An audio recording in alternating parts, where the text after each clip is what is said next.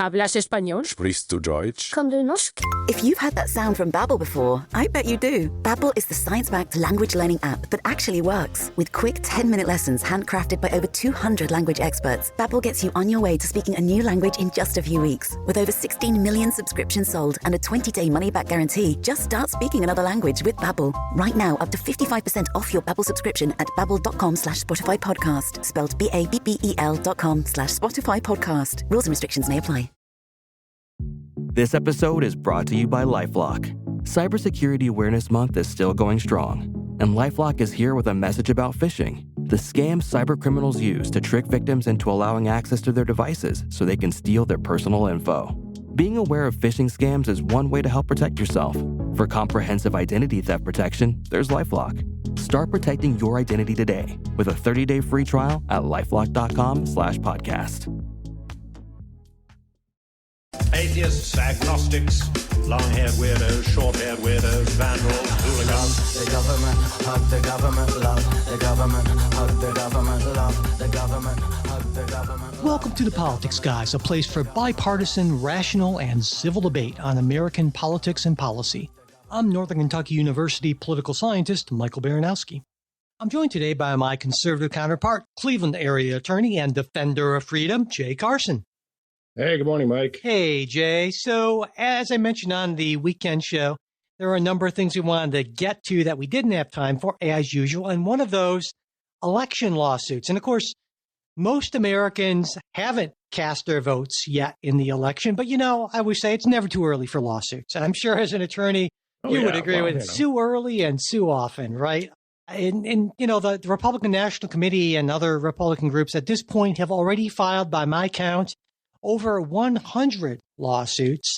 And naturally, as you would expect, the focus has been on those handful of swing states that are going to determine, almost certainly going to determine the outcome of the election. And these lawsuits have focused on a number of things like voter IDs, mail-in voting requirements, voter roll maintenance, methods of counting, how to certify results, and most recently, requirements for overseas voters. Now, my expectation here is that most of these lawsuits won't be successful and that Republicans are pushing them both, and because they're largely Republicans, both potentially to help Trump in what could be kind of almost a photo finish type close race. And hey, a few thousand votes could make a difference, but as well as to set the stage for round two of election denial if Donald Trump actually ends up losing. So that's my take.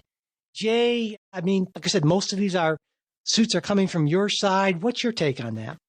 Well, I think you're right there. I'd add another motive, and that is sort of a keep them honest type motive, which I don't think is necessarily a bad thing. So, I'd have to. This is sort of the quality of the various suits. It varies from case to case.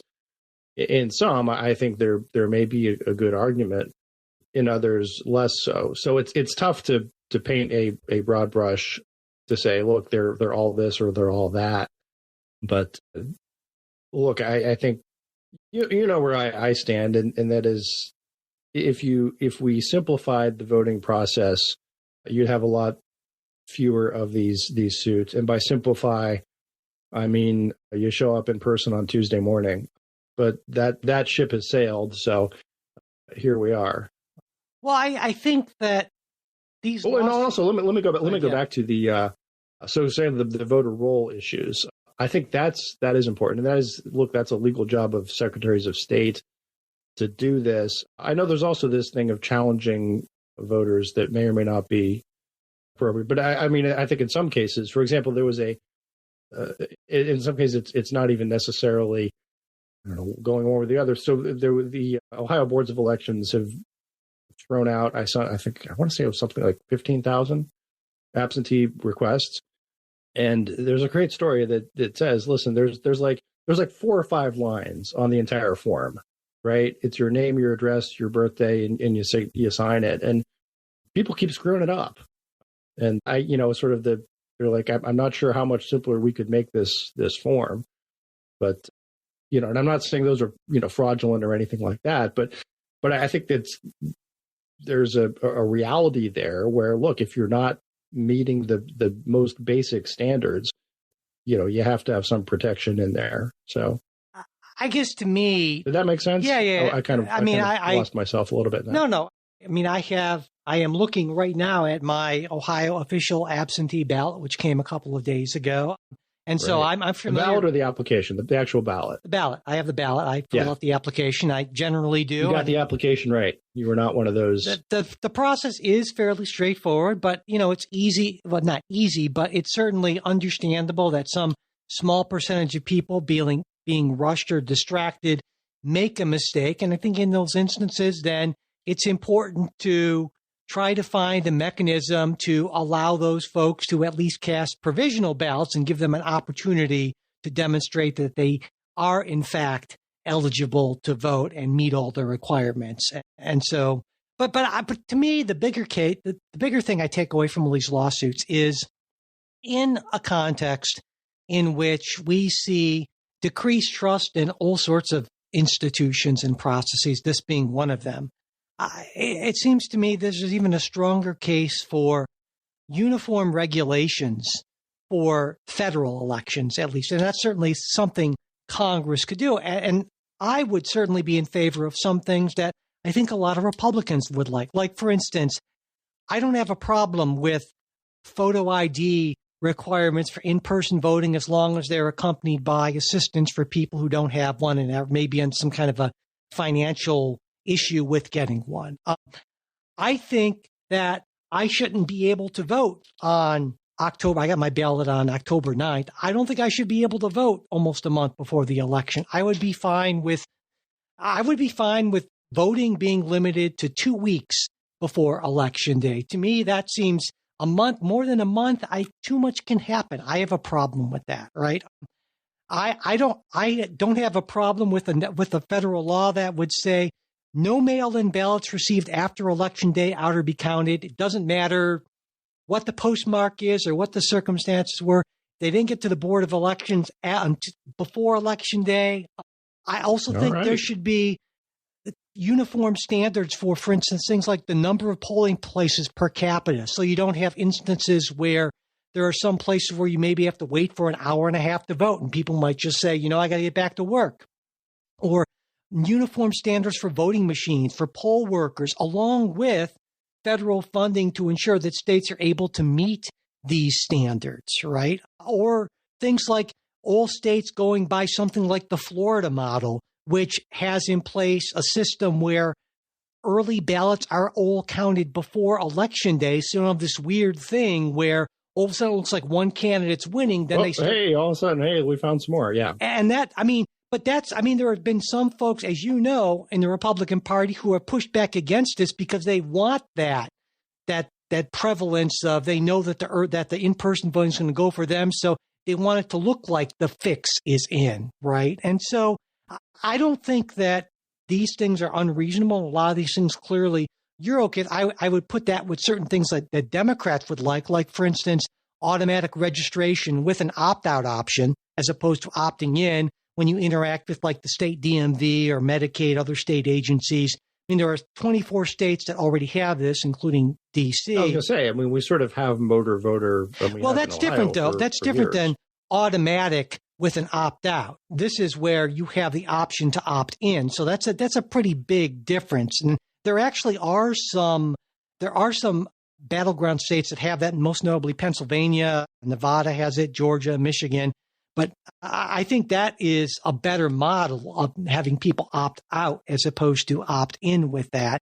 And I'd actually even be in favor. I don't love that, but go ahead. But in terms of a compromise bill, what I'm saying is if you wanted to actually do something that might be legislatively workable, you have to be willing to give a little bit, right? And I'm wondering if you'd be willing to give a little bit on those things to get something like photo ID and limiting the period for early and absentee voting. Because if I can't convince you, then here would be my problem. Well, one, I'm not sure why you have to have the federal government do it, but we'll get back to that in a second. The second, I think Republicans' concerns are, great, well, let's say we enter into the grand compromise. What happens the next day is you'll have a Democratic group go to court, sue, and get a nationwide injunction against the photo ID piece. All the other stuff will be knocked out by courts, on the eve of the elections. And that's my concern, right? I think it's sort of you would make the deal and it would be pulled out from under you immediely. What do you mean by pulled out? So, I mean, there are lawsuits on these anyways. Here's the thing. You can say, listen, we're going to all vote for voter IDs and all that, but knowing very well that you're going to find some judge somewhere who would say, no, this is a violation. I will, again, nationwide injunction, and it goes to the Supreme Court, and you're sort of in this same sort of situation that you were before. So that's kind of my problem. And going back to the why should the federal government do this? I think the federal government should do this because I don't particularly. I think on that. Well, first on the nationwide injunction thing, and you're not better off. I would argue you are better off because the idea, I think, to a lot of folks that the vote for president works differently depending on the state you're in, and in some states it seems to some people more fair than others. That, I think, is something that really erodes trust in the system, generally speaking. And if you have a national standard, right now we just have hundreds of these lawsuits, and maybe you've reduced those by quite a lot, there'd be much more transparency, be much more out in the open. And so I think that would actually increase the legitimacy of the system, and that would actually lead to quicker, more decisive outcomes, which I think is a really important thing because, as you've said before, what oftentimes matters more than what the rules themselves are is that everyone knows what the rules are and is clear on them across the board. And I think that would lead to that sort of thing. And I guess your other argument as to why the federal government should do this as opposed to states, I think in some instances, states just don't really have any interest or even necessarily the resources to do some of these things, And so, again, I think when we're talking about voting in federal elections, especially presidential elections, then there's a fairly strong argument to make this kind of level playing field across the board sort of thing. And it shouldn't matter, what state you're in if you're voting for president of the United States. This episode is brought to you by LifeLock. Cybersecurity Awareness Month is still going strong, and LifeLock is here with a message about phishing, the scam cybercriminals use to trick victims into allowing access to their devices so they can steal their personal info. Being aware of phishing scams is one way to help protect yourself. For comprehensive identity theft protection, there's LifeLock. Start protecting your identity today with a 30-day free trial at LifeLock.com/podcast. Ryan Reynolds here from Mint Mobile. With the price of just about everything going up during inflation, we thought we'd bring our prices down. So to help us, we brought in a reverse auctioneer, which is apparently a thing. Mint Mobile Unlimited Premium Wireless. How to get 30, 30, bit to get 30, bit to get 20, 20, 20, bit to get 20, 20, bit to get 15, 15, 15, 15, just $15 a month? Sold! Give it a try at mintmobile.com/switch. $45 upfront payment equivalent to $15 per month. New customers on first 3-month plan only. Taxes and fees extra. Speed slower above 40 gigabytes. See detail. Well, I don't know that it particularly does at this point, right? I mean, again, but states. Well, let me think about this. Like I said, I'm not on the merits of most of what you propose. I think most of that's not unreasonable. Again, my sense is that the problem is you get all these people, Democrats who would vote for those proposals, and again, they're the very next day condemn them all as horribly racist and so forth, and be pounding the table at court. I guess I think there ought to be. I'm and this is maybe just me, my weird 18th century soul, still concerned about a federalism aspect and preserving a distinction between the state and federal governments that I fear would go missing. Though it's not a question of legal authority. I mean, Congress absolutely has. Oh no! I would agree that Congress would have authority to do that. I mean, they've they've passed all sorts of other election requirements for federal elections. So, yeah, I think that's fine. But do you agree on the second part of this, that my argument for why they're doing this, or why, maybe not why they're doing this, but one of the likely results of this is that almost certainly, I feel with, I guess I'll say 100% confidence, and I don't say too much with 100% confidence, but if Donald Trump and J.D. Vance should lose the election, and there's about even chance that they will, I am absolutely 100% convinced that they will not concede. I can see of no universe, no scenario in which Donald Trump will concede the election, and J.D. Vance certainly wouldn't do that as well. Do you think I'm wrong about this? We hope you enjoyed this preview of our supporters exclusive midweek show.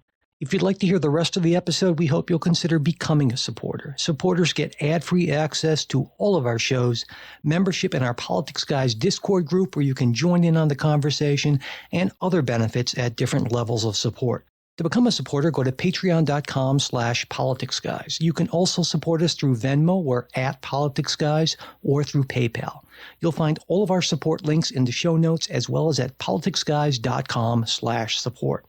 And if you'd like to get the midweek show, but you're not in a position to become a financial supporter, that's not a problem. Just send me an email at mike@politicsguys.com, and I'll be happy to get that set up for you.